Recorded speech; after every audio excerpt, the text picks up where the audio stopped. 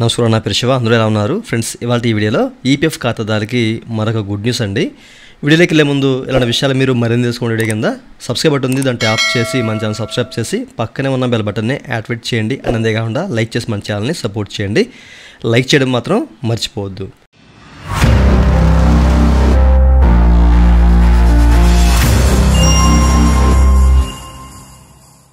ఇక టాపిక్ని స్టార్ట్ చేస్తే కనుక ఈపీఎఫ్ నుంచి వచ్చిన గుడ్ న్యూస్ ఏంటి అనేది ఇక్కడ మీకు చూపిస్తాను. నేనైతే యూనిఫైడ్ పోర్టల్ అయితే ఓపెన్ చేస్తానండి. ఇక్కడ ఫస్ట్ ఆఫ్ ఆల్ నేను లాగిన్ అయ్యి మీకు చూపిస్తాను. ఓకే, సో ప్రీవియస్లో మనం మాట్లాడుకున్నామండి, ఈ అప్డేట్ మనకి తప్పనిసరిగా వస్తుంది అని చెప్పేసి. అదే జరిగింది. ఇంకా మరొక అప్డేట్ అయితే రావాలి. సో దాని గురించి కూడా ఇప్పుడు మాట్లాడుకుందాము. ముందు నేను లాగిన్ అయ్యి చూపిస్తాను. నాకు సంబంధించిన డాష్బోర్డ్ అయితే ఓపెన్ చేస్తాను డైరెక్ట్గా. నాకు సంబంధించిన డాష్బోర్డ్ అయితే ఓపెన్ చేశానండి. ఓకేనా, సో మెంబర్ యూనిఫైడ్ పోర్టల్లోకి అయితే నేను వెళ్ళాను అనమాట. సో మేము ఇక్కడ చెక్ చేసుకోవచ్చు. అయితే ఇప్పుడు నేను మేనేజర్ ఆప్షన్లోకి వెళ్ళేసి జాయింట్ డిక్లరేషన్ క్లిక్ చేస్తానండి. సో క్లిక్ చేసి ఓపెన్ చేశాను.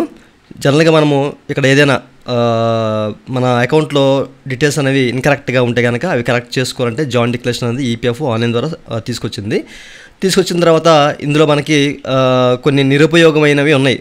ఓకేనా, సో దాని గురించి మనం ప్రీవియస్లో మాట్లాడుకున్నాం. అంటే ఎవరైతే ఎగ్జిట్ ఇస్తారో, ఓకేనా, అంటే ఎవరైతే కంపెనీ వదిలేసి వెళ్ళిపోతారో అట్లాంటి వాళ్ళకి ఈ ఆప్షన్ అనేది ఉపయోగపడేది. సో సర్వీస్లో ఉంటున్న వాళ్ళకి ఈ యొక్క ఆప్షన్ అనేది నిరుపయోగంగా ఉండేదన్నమాట. ఎందుకంటే అది ఇప్పుడు మీకు చూపిస్తాను. సో నేను ఇక్కడ ఒక మెంబర్ ఐడిని సెలెక్ట్ చేసుకొని గెట్ డీటెయిల్స్ని క్లిక్ చేశానండి.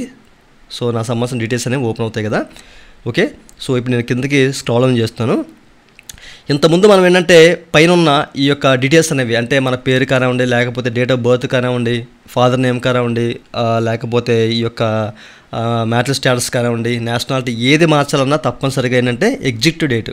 ఓకేనా, సో డేట్ ఆఫ్ లివింగ్ అలాగే రీజన్ ఆఫ్ లివింగ్ అనేవి మెన్షన్ చేస్తేనే మనము ముందుకెళ్ళే అవకాశం ఉంది. ఓకేనా, ముందుకు వెళ్ళేవాళ్ళం, లేకపోతే ఇక్కడ ఆగిపోయేది అనమాట. మ్యాండరీగా అడిగేది. ఇప్పుడు ఇది మనకి మ్యాండరీ అయితే కాదండి, ఇది పూర్తిగా తీసేశారనమాట. సో ప్రీవియస్లో మనకి ఇందులో మెయింటెనెన్స్ షెడ్యూల్ అనేది కొనసాగించారు కదా ఈపీఎఫ్ఓ వారు. సో దీని కారణంగా సో దీన్ని అయితే తీసేశారు. మీరు ఏదైనా కానివ్వండి, ఇప్పుడు మీరు ఫాదర్ నేమ్ అంటే సర్వీస్లో ఉంటుండగానే ఇక్కడ నాకు డేట్ ఆఫ్ లివింగ్ అలాగే రీజన్ ఆఫ్ లివింగ్ లేదు అంటే నేను ఆల్రెడీ ఈ సర్వీస్లో ఉన్నాను, ఈ ఐడి సంబంధించిన సర్వీస్లో ఉన్నాను. ఇందులో నాకు కొన్ని కరెక్షన్స్ ఉన్నాయి. మెయిన్లీ ఫాదర్ నేమ్ అలాగే మ్యారిటల్ స్టేటస్ మార్చుకోవాలి అనుకుంటున్నాను కాబట్టి. సో ఫర్ ఎగ్జాంపుల్ ఇక్కడ చూపిస్తాను మీకు. ఇప్పుడు నేను మ్యారిటల్ స్టేటస్ని మార్చాలనుకుంటున్నాను. సో పెన్ బటన్ క్లిక్ చేసి ఇక్కడ మ్యారీడ్ అని చెప్పేసి సెలెక్ట్ చేసుకున్నానండి. ఓకే, సెలెక్ట్ చేసుకున్న తర్వాత ఏమవుతుందంటే కనుక కింద మనకి చెక్ బాక్స్ ఉంది కదా, పైకి స్క్రోల్ ఆన్ చేస్తాను నేను.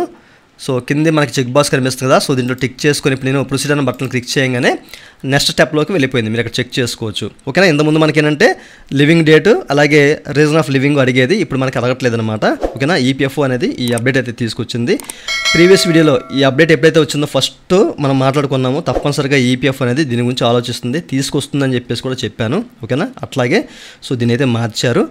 అండ్ ఆ తర్వాత మనకి ఇప్పుడు చాలామందికి ఏంటంటే ఇంటర్నల్గా కొన్ని డీటెయిల్స్ మిస్ మ్యాచ్ అవుతున్నాయి. అంటే పేరు కానివ్వండి, లేకపోతే వాళ్ళకి సంబంధించిన డేట్ ఆఫ్ బర్త్ కానివ్వండి, ఇట్లా మిస్ మ్యాచ్ అవడం వల్ల వాళ్ళు లాగిన్ అయ్యే పరిస్థితి లేదు.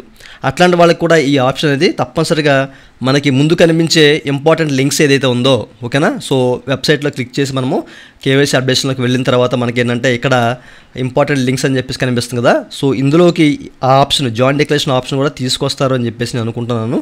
తప్పనిసరిగా తీసుకొస్తారు. అట్లాంటి వాళ్ళకి కంపల్సరీ తీసుకురావాలి. ఎందుకంటే వాళ్ళు ఇక్కడి నుంచి లాగిన్ అవ్వలేరు అనమాట. వాళ్ళ సంబంధించిన డీటెయిల్స్ అనేవి పేరు కానివ్వండి, డేట్ ఆఫ్ బర్త్ కానివ్వండి, ఎట్లాంటి మిస్ మ్యాచ్ అయితే లాగిన్ అవ్వలేరు. అట్లాంటి వాళ్ళకి తప్పనిసరిగా అయితే తీసుకొస్తుంది ఈపీఎఫ్ఓ. బట్ వెయిట్ చేయాలి. ఓకేనా, మనం ఎప్పుడు కూడా మిస్అండర్స్టాండ్ చేసుకోకూడదు. వెయిట్ చేయాలి. వెయిట్ చేసిన తర్వాత తప్పనిసరిగా వాళ్ళైతే తీసుకొస్తారు. చూశారు కదా, లాస్ట్ మెయింటెనెన్స్ షెడ్యూల్లో ఈ అప్డేట్ అయితే తీసుకొచ్చిందనమాట. అయితే ఇక్కడ మనం టిక్ చేసుకోవాలన్నమాట ఈ రెండు చెక్ బాక్స్లోని. జస్ట్ నేను ఇక్కడ మార్చాలనుకుంటున్నాను. ఓకేనా, ఇక్కడ ఏంటంటే పలానా యూఏఎన్ నెంబరు అండ్ పలానా ఈపీఎఫ్ అకౌంట్, నా సంబంధించిన ఆధార్ నెంబరు, నేను ఇట్లా కంపెనీలో వర్క్ చేస్తాను. అయితే ఈ ప్రజెంట్ ఉన్న ఈ ఈపీఎఫ్ డేటాబేస్లో తప్పులు ఉన్నాయి, దాన్ని మార్చాలని చెప్పేసి నేను ఇక్కడ ఏంటంటే రిక్వెస్ట్ పెడుతున్నాను అని చెప్పేసి అయితే ఉంది. సో ఇక మనం టిక్ చేసుకోవాలి. అండ్ తర్వాత టిక్ చేసుకొని గెట్ ఓటీపీని క్లిక్ చేస్తే కనుక మన మొబైల్కి అయితే ఇట్లా ఓటీపీ వెళుతుంది. ఓకేనా, సో ఓటీపీ అండ్ ఇక్కడ ఉన్న క్యాప్చర్ రెండు మనము ఇచ్చి సబ్మిట్ చేయాలి. నేను ఇప్పుడు కంప్లీట్ చేసి చూపిస్తాను మీకు. రెండు ఎంటర్ చేసి మన ఆధార్ లింక్ అయిన మొబైల్ నెంబర్కి ఓటీపీ వస్తుంది కదా, దాన్ని ఎంటర్ చేసి క్యాప్చర్ ఎంటర్ చేసి సబ్మిట్ చేయాలండి. సబ్మిట్ చేస్తే మనకి లోడింగ్ తీసుకుంటుంది. అండ్ ఆ తర్వాత మీరు ఇక్కడ చెక్ చేసుకోవచ్చు.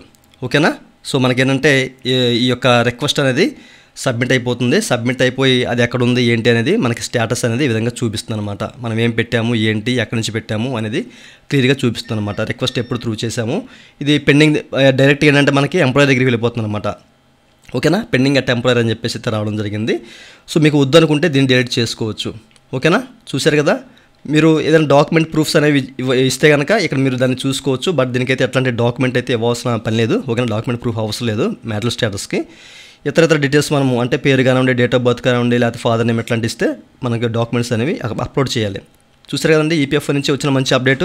ఎట్లాంటివి వస్తూనే ఉంటాయి, మీరైతే మిస్అండర్స్టాండ్ చేసుకోవద్దు. ఓకేనా, సో ఆ తర్వాత మనకి ఏంటంటే ఇది డైరెక్ట్గా మనకి అవుట్ బోర్డులో అయితే ఈపీఎఫ్ వస్తుంది. చూసారు కదా.